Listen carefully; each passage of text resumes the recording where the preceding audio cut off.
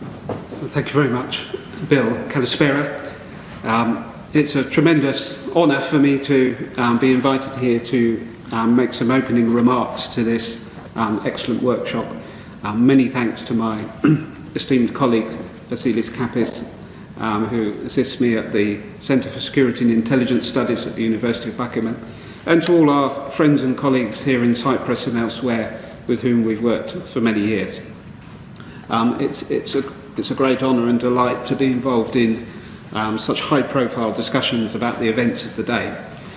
And I wanted to get things moving by just throwing out a few initial thoughts of my own, some reflections on the European security after Ukraine. Of course, being based in the UK, we have a very specific perspective on some of these things, which we might want to discuss later.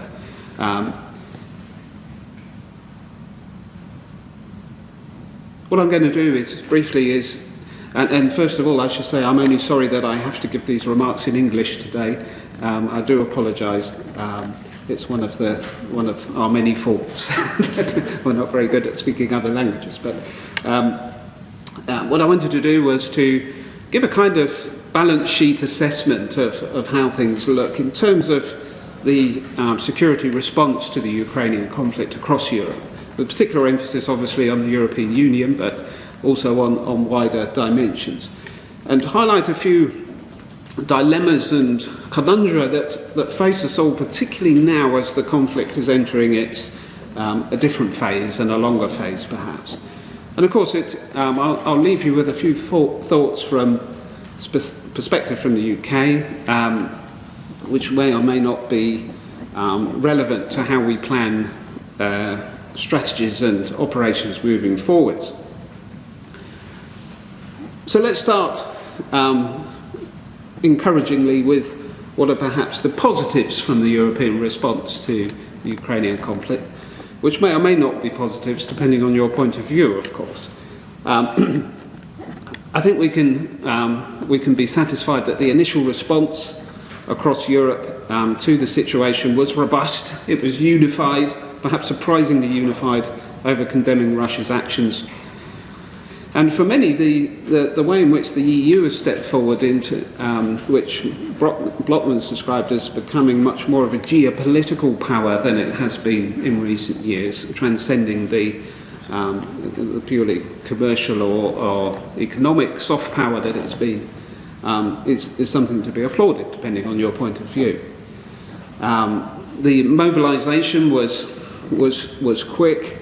Key weaponry, we're seeing all sorts of key capabilities becoming particularly important in this conflict, notably anti-tank weapons, later on battle tanks, although that's been quite a complicated story as we know, and the longer range artillery systems, which, as in many conflicts, have been of pivotal significance and have changed the dynamic, and quickly changed the dynamic of the conflict, and very much against Russia's initial interests. EU institutions across the board now supply the second highest proportion of aid to Ukraine after the US, and we'll come back to them, albeit mostly in the financial sphere than the military sphere, and again we may talk about that. Relatively rapid mobilisation of the perhaps ironically named European Peace Fund and the associated processes and other EU-centred mechanisms have pretty much performed fairly well and fairly smoothly in the face of a rapidly unfolding situation, I think it's fair to say. There's been very good interworking with NATO and a general recognition that NATO are primarily the short and medium-term provider of security in Europe still. Now this, of course, is where, for those of us who see NATO as the important power here, this is obviously a good thing, that there was good interworking, there was good operational effectiveness across the board. But of course it depends on what the EU's own longer-term strategies might be in this field. Individual states have been able to act very effectively in a complex but effective web of bilateral and multilateral responses across the board. So there's been good subsidiarity between individual states and EU institutions. That's been tested and I think has appeared to work pretty well. Germany, as we know, has had this extraordinary Zeitenwende, as they call it in Germany, where it's moved into a very much different posture than it has been in the past, with a fairly substantial injection of cash into military support for Ukraine. And the old problem that we were all worrying about of states in NATO, non-American states in NATO, not spending 2% of their GDP on defence, suddenly that seems to have, at least temporarily, receded into the background. So, in some ways, this is a positive thing. The EU itself could claim itself to be a powerful, or what some have described as a reinsurance power. It's found a space to deliver effective responses in this situation, a lot of which are about coordinating, about funding, about mobilising. Logistical and financial mechanisms to back up military responses where they're not supplied directly. And the long-term plans outlined in the Commission's Action Plan on Military Mobility, which focus very much on improving the infrastructure and logistics in the eastern front of Europe, if we can call it that. These seem like entirely sensible and targeted strategic responses. So this shows that not only has there been a good short-term understanding of what to do, but we're already thinking about the longer-term moves. So those are perhaps some of the positives on the balance sheet. The figures and statistics, many of us will be very familiar with these sorts of figures. These particular ones are from the excellent and very useful Kiel Ukraine Support Tracker, which is based in Germany and provides very up-to-date data and statistics for those of us working in academia to build our assessments. Of course, we can see that the United States has still been very much the bedrock of support to Ukraine, both militarily and in other forms. EU institutions are the next largest, but albeit mostly in financial aid rather than direct military aid. And then you have individual states, and of course the UK and latterly Germany have been particularly big suppliers of military aid to Ukraine. But there are dilemmas and conundra, and of course we can't ignore these. There are of course differences over longer term defence and security strategy conceptions across the EU 27, and a big crisis like this only serves to highlight those differences. Some have described three separate positions amongst EU nation states. We have the bellicose cold warriors like Poland and the Baltic states, and of course UK, which isn't in the EU but would very much fall into that camp if it were, who have a very clear and definite position on Russia and the future of our military interaction with Russia. And then we have what some have described, perhaps in appropriate Hellenistic terms, the Trojan horses, the states within the EU that are perhaps much more ambivalent about the way that we should respond to Russia and the way that the EU should respond. Countries such as Bulgaria, Hungary, and dare I say it, Cyprus and Greece have sometimes been placed in this category, and that might be a subject of debate. And the doves, the states that are happy to provide non-lethal military aid, but are really not happy to break any traditions of neutrality, or states such as Ireland, Austria, numerous others, which have had to take a different tack as part of the overall picture.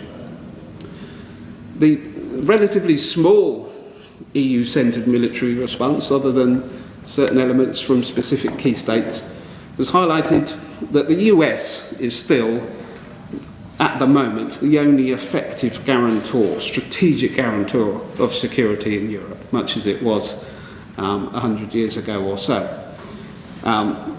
And within that, in a very small way, the UK's position has again emphasised that Atlantic dimension and the continued significance of that. Now, that's not necessarily a bad thing, of course, depending on your point of view, but it does raise questions, particularly as we know that the US is becoming increasingly more concerned about the Asia-Pacific region and about military deployments in that region. So how might that cause problems if it's suddenly faced with having to fight on two fronts? The effectiveness of soft power capabilities such as sanctions, reducing energy dependency on Russia, have been slow and, of course, extraordinarily complicated. And these are longer-term measures that can't be turned around in any quick way. So they're important in the longer term, but how well can they deal with the more immediate situations? And, of course, the whole efficacy of some of those actions, particularly sanctions, is hotly debated. Fighter jet situation, many of us were following that story, the reluctance to commit troops on the ground. Perhaps this characterises the structural weakness of the Western military response to the Russian situation. And that will be very much in Russia's calculations about how this would play out and how it might play out in the future. And of course, as we now know, the conflict has passed into a bit of a stalemate, where very little progress is being made, and casualties are very high, and the loss of lives and equipment is very high, and that poses every day increasing questions about how to move forward. And as it grinds on, differences across Europe in conceptions of how we should respond to this situation will intensify, especially if the economic crisis continues and is deepened by the effects of the situation. Rising fuel prices, inflation generally. And this will cause more and more questions to be raised in different parts of Europe.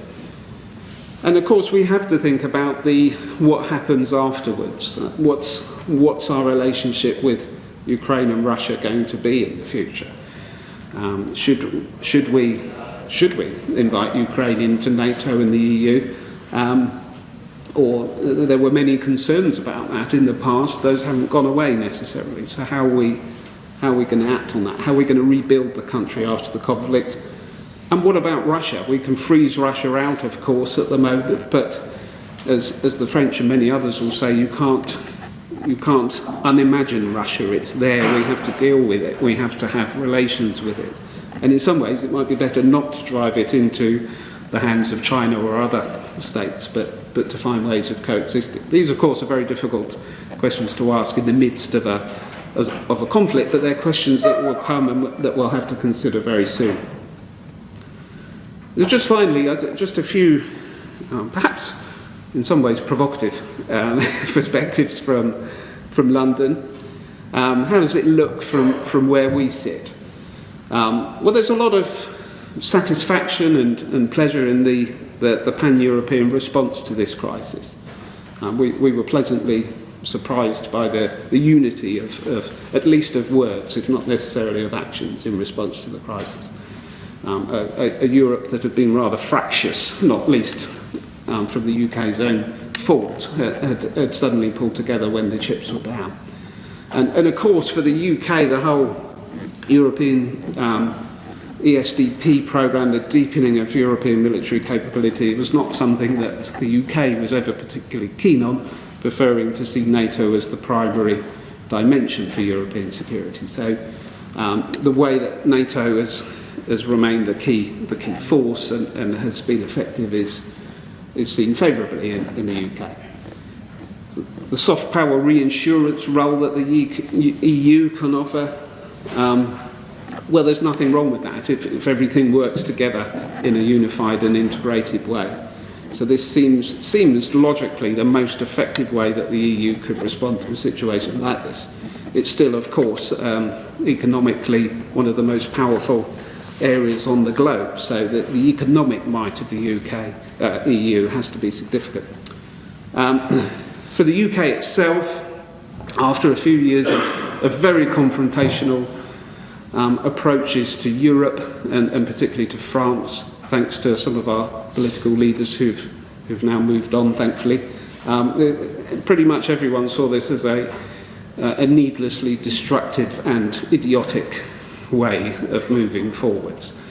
And similarly, where many of us are pleased to say that it's dawning on our political leaders that we have to find a better accommodation with our European partners, and we have to get things back to a more sensible and pragmatic level. And being thrown together in a crisis only emphasises the importance of that and shows that better relations, better interworking is going to be a good thing. And perhaps most provocatively of all, a grenade that I could throw out at the end of my remarks is that there are some military and security strategists in the UK, not necessarily myself, I hasten to add, who've seen this as, say, well, look, the UK really stepped up to the mark here. You know, Europe, as ever, was 27 different nations with differing views, and it's difficult to pull it together. Maybe the UK could lead pan-European military strategy in the future. I'm not sure that's the way to go, but there are those in the UK who are talking about somehow translating a UK stance into a more pan-European dimension. But I'm sure we could have many questions and debates about that as we go on.